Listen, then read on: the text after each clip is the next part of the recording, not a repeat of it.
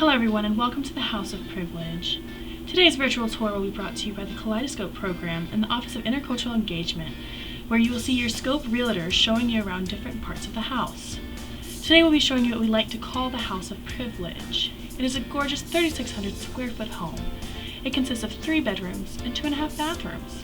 However, on today's tour we'll be viewing the kitchen, living room, one of the bedrooms, office, and patio. I hope you enjoy the tour.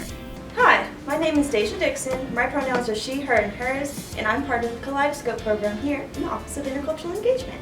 As we walk up this beautiful modern staircase, we're entering the hallway that connects to the bedroom. Do you have privilege? Does your birth certificate match the name on it? Okay. Do you not have to think about your dead name? Do you even know what a dead name is? When we think about privilege, we always think about race. We always think about gender, but there are lots of different types of privilege. It's very important to recognize, no matter what identities that you hold, no matter how they intersect, that in lots of different ways you can hold privilege. Does your birth certificate have your name on it? This sounds like a pretty silly question, but a lot of people actually do not have their names on their birth certificate. A lot of people may have what you would recognize as a dead name on their birth certificate, a name that they do not currently identify with. It's very important to recognize that dead names can be extremely harmful to use. If someone tells you what their name is, you should honor exactly what they say. Up next, we're going to head to the bedroom. This is a spacious room, great for kids, and a great place to grow up. From the crib to college, this is a good place to study, play, and have great adventures. Is it unnecessary for you to gauge your pain level when planning your day? This is something that I don't have to think about necessarily, but 3 million people in the United States have to. As you enter the office, sneak a peek outside of the patio area.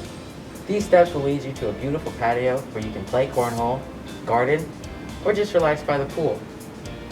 Around the corner, if you walk around the neighborhood, you'll find Yum Yum, which is a nice spot to eat. Within walking distance is the Witherspoon Art Museum and the Jackson Library.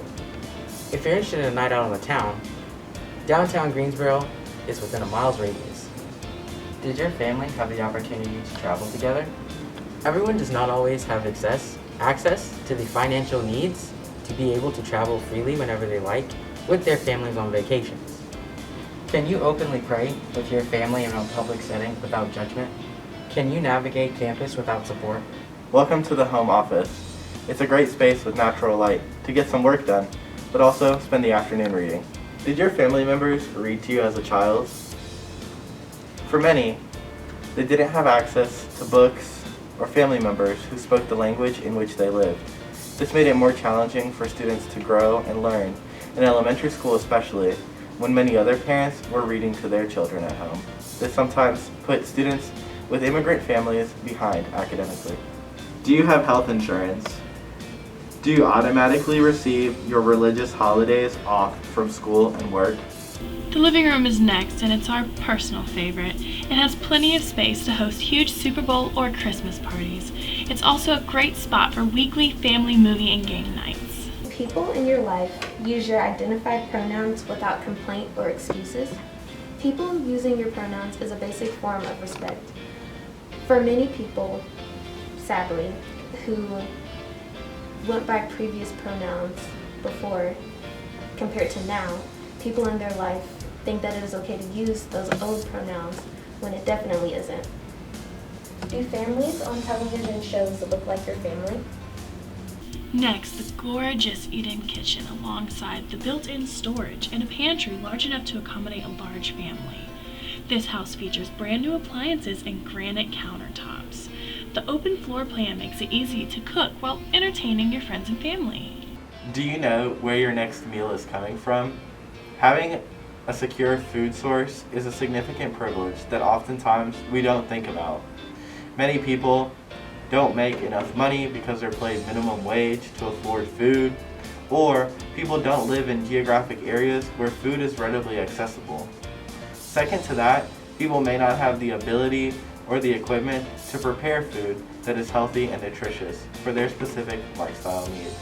Hey, my name's Gia and I use she, her pronouns, and I'm a scope here in the Office of Intercultural Engagement. Before you go, check out our privilege gallery. These are privileges that didn't fit in a specific room, but are still really important to be included, so look at them before you leave our house of privilege. Can you afford to participate in Greek life?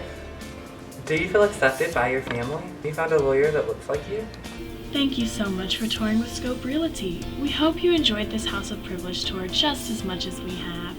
If there's anything you missed or like to revisit, please continue to look around the Canvas page for more privilege statements and more information. You can also join one of our debrief sessions to help unpack a little bit more about what you've learned today in the House of Privilege.